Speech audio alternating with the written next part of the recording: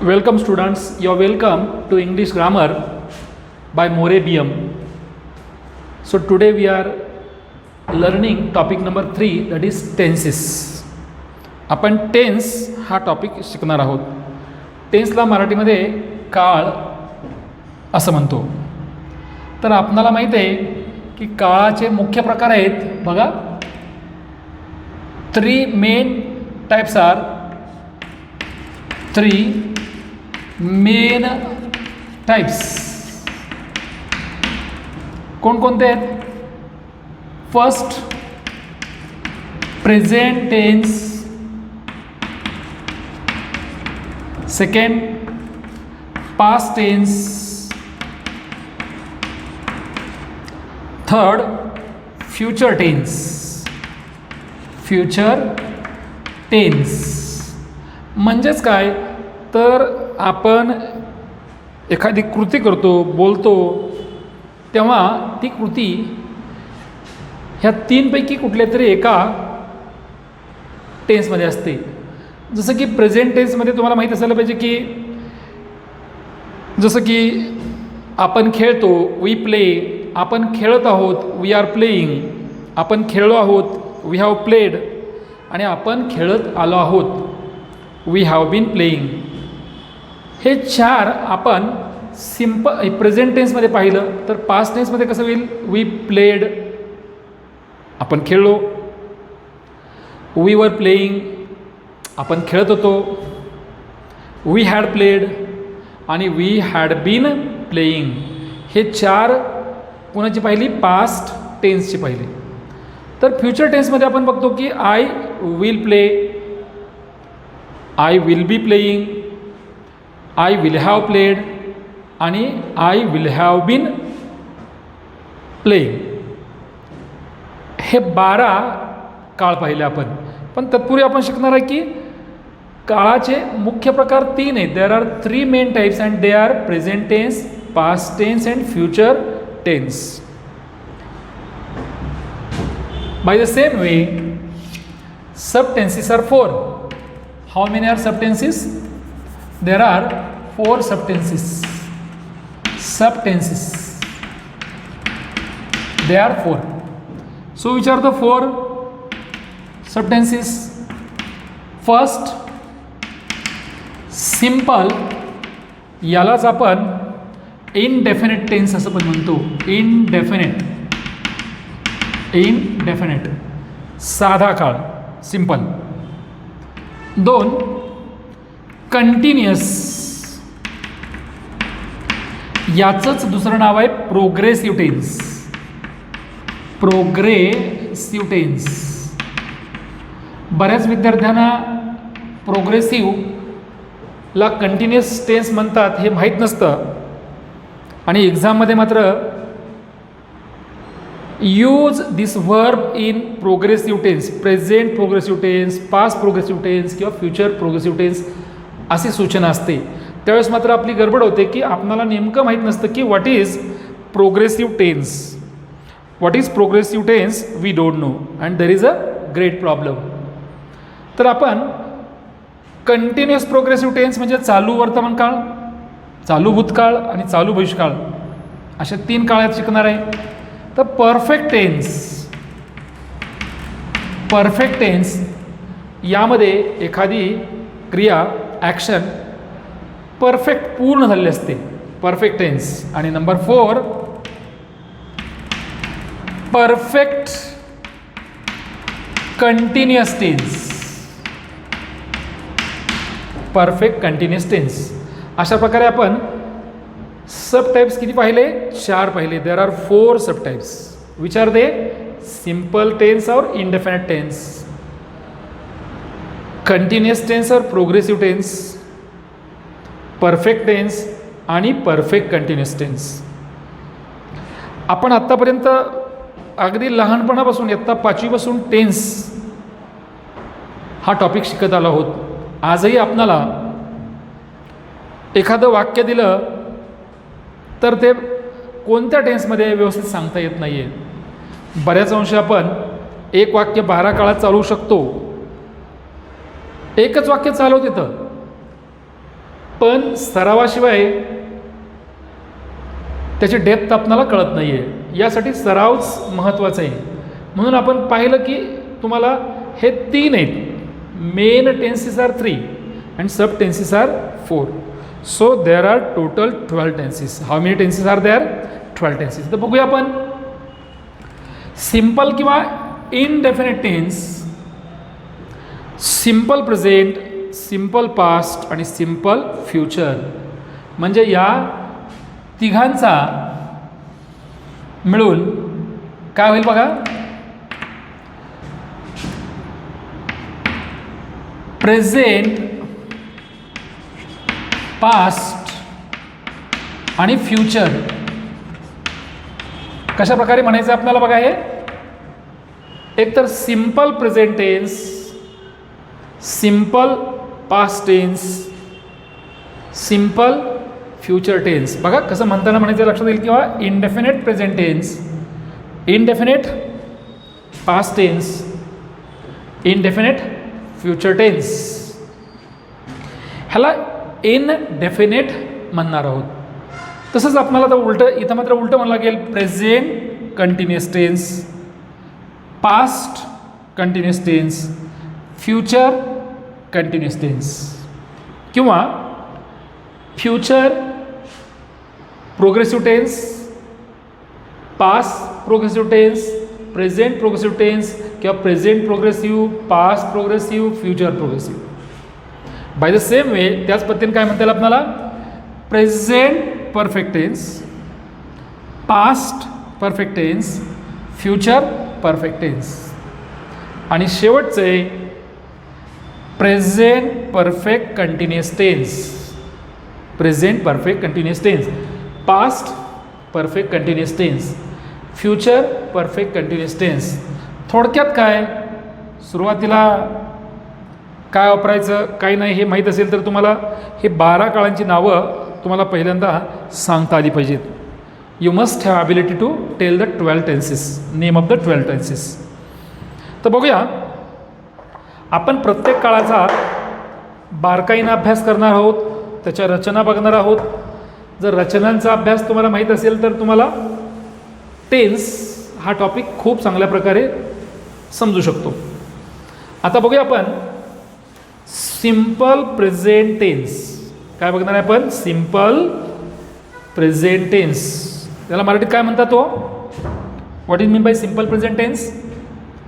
12 tenses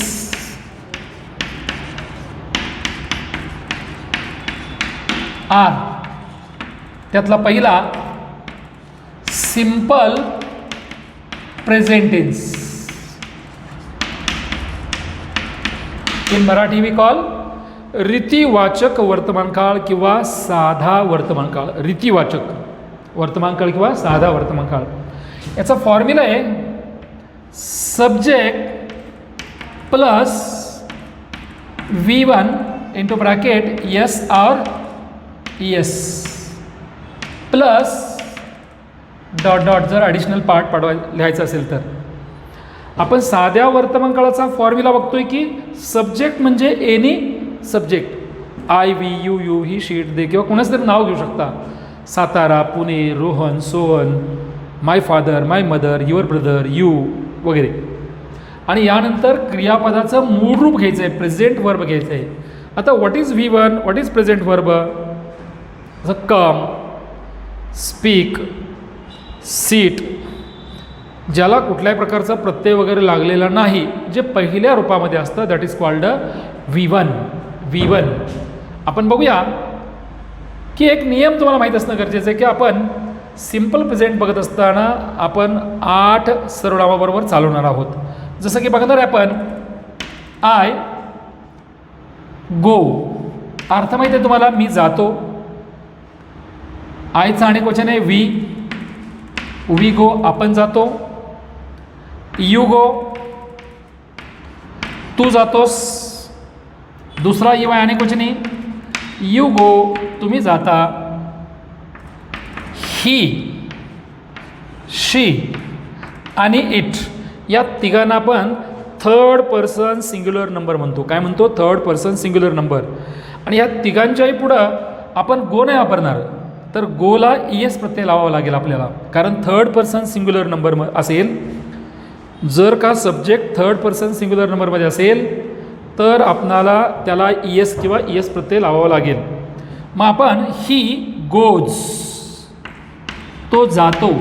she goes, it goes, आणि दे गो. आता देच्या पुढं मात्र काय नाही लावलं आपण, गोज. ES प्रत्यय का लावला नाही, कारण they is called a third person plural number.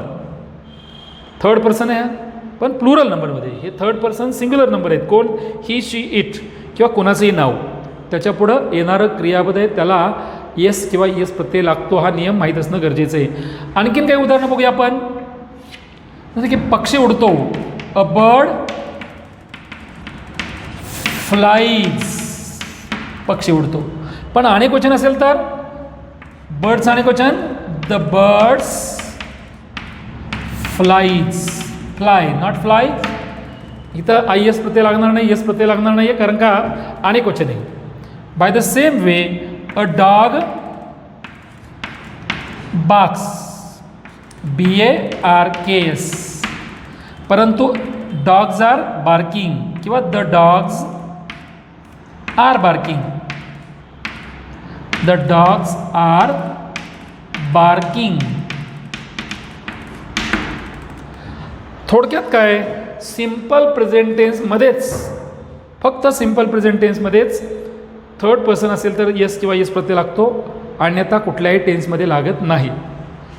आता या टेन्सचा नकार आणि प्रश्न करताना काय करावं लागेल, आपणाला डू किंवा डजचा वापर करावा लागेल. काय म्हणतोय, so for simple present tense when we turn this sentence into negation, negative and question, we have to use do or does. Do for the verb which is not taking yes or yes, does for the verb which is taking yes or yes in the end, and we have to remove the suffix yes or yes of the given verb. For example, see, you look worried, you look worried, तुम्ही चिंताग्रस्त दिसता. हा present tense आहे, that is simple present tense आहे. ह्याचं negative काय होईल, व negative, you do not look worried, you do not look worried. म्हणजेच नकार करताना आपण डू नॉट लुक वापरलं, लुकचं काय केलं, डू नॉट लुक वापरलं. पण जर का येस किंवा एस प्रत्यय असेल तर she sings a song, she sings a song, अर्थ काय, ती गीत गाते, she sings a song. Sir नकार काय होईल, शी येस प्रत्यय आहे त्यामुळे डज नॉट घ्यावा लागेल. शी डज नॉट, येस प्रत्यय काढून टाका, sing, she does not sing a song, ती गीत गात नाही. आणखीन एक उदाहरण बघूया.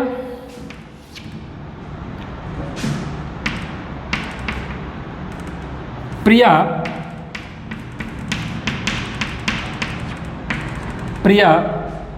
Reads loudly, Priya reads loudly. Simple present टेन्सचा एक्झाम्पल आहे. ह्याचा निगेटिव्ह करायचा आहे, we have to change it into negative sentence. So Priya do not नाही आहे तर डज नॉट वापरावं लागेल, कारण यस प्रत्यय आहे. डज आपण यस किंवा यस प्रत्यय असेल तर वापरतो. पुन्हा सांगतोय मी, प्रिया डज नॉट. आता यस प्रत्यय काढून टाका. जर यस प्रत्यय ठेवला तर चुकीच होईल. फाइंड द एररसाठी हे विचारतात, फाइंड द एरर. 1 मार्कासाठी हा प्रश्न विचारत होतो. Priya does not read loudly, read loudly. आपण काय केलं तर नकार केला. आता आपण सिम्पल प्रेझेंट टेन्सचा क्वेश्चन, पॉझिटिव्ह क्वेश्चन आणि निगेटिव्ह क्वेश्चन कसा करायचा तो भाग बघूया. आपण काय बघणार आहे, positive and negative question of simple present tense. Positive and negative question of simple present tense. बघूया. I go. आय गो याचा क्वेश्चन काय होईल? डू फक्त ठेवा ना. जर सिम्पल प्रेझेंट असेल, व्हर्बला येस किंवा येस प्रत्यय नसेल तर सुरुवातीला डू ठेवा. बाकीचं वाक्य आहे असं लिहा आणि प्रश्नचिन्ह द्या. काय करायचं आहे? सुरुवातीला डू वापरा. डू. आय. डू आय गो. मी जातो का? मी जात असतो का? असे दोन अर्थ. याचे दोन अर्थ काय? आय गो मी जातो, आणि दुसरा अर्थ इंडेफिनेट मी जात असतो का. मी जातो का? मी जात असतो का. याचा काय होईल? डू आय गोचा अर्थ मी जातो का? मी जात असतो का. दुसरं एक्झाम्पल बघा. They play every day. They play every day. ते दररोज खेळतात. मग प्रश्न कसा होईल? सुरुवातीला डू ठेवा, बाकीचं वाक्य असं लिहायचं आहे डू दे. मात्र टी स्मॉल पाहिजे कारण ते प्रोनाऊन आहे. Do they play every day. Do they play every day. ते दररोज खेळतात का. आणि जर का येस किंवा येस प्रत्यय लागत असेल तर काय करायचं मग? तर डज घ्यायचं. जसं की मदर कुक्स. Mother cooks. आई स्वयंपाक करते. यस प्रत्यय आहे, डज घ्या सुरुवातीला आणि यस प्रत्यय काढून टाका. निगेटिव्हचा नियम तो इथं लागू करायचा आहे. डज सुरुवातीला घ्या, डज नंतर सब्जेक्ट घ्या. Does mother cook. आई स्वयंपाक करते का. Does mother cook. Second, he draws a picture. He draws a picture. Yes प्रत्यय आहे, डज घ्या. म्हणजे काय झालं? Does he. यस प्रत्यय काढून टाका. ड्रॉ. Does he draw. जर ड्रॉज दिले तर चुकीच होईल. Does he draw a picture. अशा प्रकारे तुम्ही सिम्पल प्रेझेंटेन्सचा होकारार्थी प्रश्न पाहिला. जर तुम्हाला नकारार्थी प्रश्न करायचा असेल तर काय होईल? नकारार्थी question, negative question. Negative question तयार करत असताना इथं डोचा डोंट होईल, इथं पण डूचा डोंट होईल, डजचा डझंट होईल, डजचा डझंट होईल. म्हणजेच काय झालं वाक्य? आय गो मी जातो. मी जात नाही का? डोंट आय गो. मी जात नसतो का? डोंट आय गो. दोन अर्थ. बघूया काय बघते आपण आता. निगेटिव्ह क्वेश्चन बघा. निगेटिव्ह व्हर्बल क्वेश्चन त्याला म्हणूया आपण. Negative verbal question. Negative verbal question. आता निगेटिव्ह व्हर्बल क्वेश्चन करताना आपणाला सुरुवातीला डोंट, वाक्याच्या सुरुवातीला डोंट किंवा डझंट लिहायचं आहे. वाक्याच्या सुरुवातीला त्यापुढे सब्जेक्ट घ्या, मग V1 घ्या. इथं यस किंवा यस प्रत्यय ठेवू नका आणि शेवटी प्रश्नचिन्ह द्या. जसं की बघूया आपण. We learn. आपण शिकतो, आपण शिकत असतो. चा नकारार्थी काय होणार? डोंट घ्या. Don't we learn. Don't we learn. अर्थ काय झाला? आपण शिकत नाही का. They try. ते प्रयत्न करतात. मग don't they try. Don't they try. ते प्रयत्न करत नाहीत का. आता हेच वाक्य आपण डोंट न लिहिता डू नॉट वापरून कसं लिहितात ते बघा. डू दे सॉरी वी लर्नचं काय झालं? Do we not learn. Do we not learn. आपण शिकत नाही का. काय केलं आपण इथं? डोंट हे एकत्र न घेता डू घेतला सुरुवातीला, मग सब्जेक्ट घेतला, मग नकार घेतला. Do we not learn, do we not learn, आपण शिकत नाही का? They try, do they not try, ते प्रयत्न करत नाहीत का? याचप्रमाणे आपण बघणार आहे यस प्रत्यय असेल तर त्याचा निगेटिव्ह क्वेश्चन कसा करायचा बघूया आपण.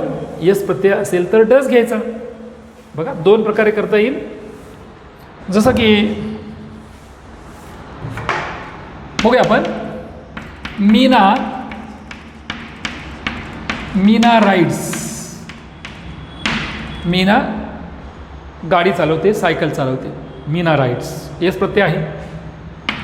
प्रश्न कसा होणार? होकारार्थी. डज घ्या सुरुवातीला. Does Meena ride, Meena cycle चालवते का? मीना गाडी चालवते का? राईड हा शब्द दुचाकीच्या बाबतीत वापरतो, तर ड्राईव्ह हा शब्द 4 व्हीलरच्या बाबतीत वापरतो. इथं डज वापरला, इथं यस प्रत्यय काढला. नकारार्थी प्रश्न बघा. डझंट मीना राईड, मीना गाडी चालवत नाही का? हेच आपण वेगळ्या प्रकारे करू शकतो. कसा? Does Meena not ride, does Meena not ride, Meena गाडी चालवत नाही का? हे दोन्हीचा अर्थ एकच आहे, पण फरक असा आहे की सुरुवातीला डझंट घेतला, पण इथं डज घेऊन मग सब्जेक्ट आणि मग नॉट घेतला. आपण आणखीन काही उदाहरणं बघूया त्यातली. जसं की फादर गोज टू ऑफिस बघूया. Father goes to office, father goes to office or to the office. Father goes to the office, बाबा ऑफिस जातात. आता काय होईल वाक्य मग? फादर नकार करताना काय होईल? फादर गोजचा does not go, father does not go to the office. हे नकार झाला.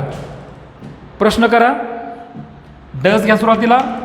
डज बाकीचं वाक्य असेल ह्या यस प्रत्यय काढा. मग does father go, does father go to the office, बाबा ऑफिसला जातात का? आता इथं नकार करायचं आहे आपणाला. या वाक्याचा नकार करताना कसा होईल मग? हेच वाक्य father does not go to. आता does father go to office होकार झाला, होकारार्थी प्रश्न झाला. आणि नकारार्थी प्रश्न कसा होईल? Does father not go to office, not go to the office, office. किंवा वाक्याच्या सुरुवातीला डझंट वापरू शकता. डझंट फादर, बाकीचा राहिला भाग go to the office, go to the office, go to the office. थोडक्यात काय, आपण आज सिंपल प्रेझेंट टेन्स कसा फॉर्म होतो, त्याचं निगेटिव्ह कसं होतं, त्याचा क्वेश्चन कसा होतो, पॉझिटिव्ह क्वेश्चन आणि निगेटिव्ह क्वेश्चन कसं होतं हे पाहिलं. इथं आपण एक उदाहरण घेतलं आहे, एक होकार बघितला आपण. Simple present tense positive statement, father goes to the office. Negative statement, father does not go to the office. Interrogative, positive interrogative, does father go to the office. Negative interrogative, does father not go to the office. हे वाक्य दोन प्रकारे करता येईल. Does सुरुवातीला घ्या, मग subject घ्या, मग नॉट. नसेल तर डझंट सुरुवातीला घ्या, बाकीचं वाक्य आहे असं. म्हणजेच doesn't father go to the office. ठीक आहे, तर या टॉपिकला आपण अनन्यसाधारण महत्त्व देतो, कारण जास्तीत जास्त वाक्ये ही साध्या वर्तमान काळामध्ये सिंपल प्रेझेंट टेन्समध्ये वापरली जातात. तर तुम्ही सराव करा. अधिक सराव कराल, जास्त वाक्य सोडवाल तर तुम्ही टेन्स या भागामध्ये अधिक पारंगत व्हाल.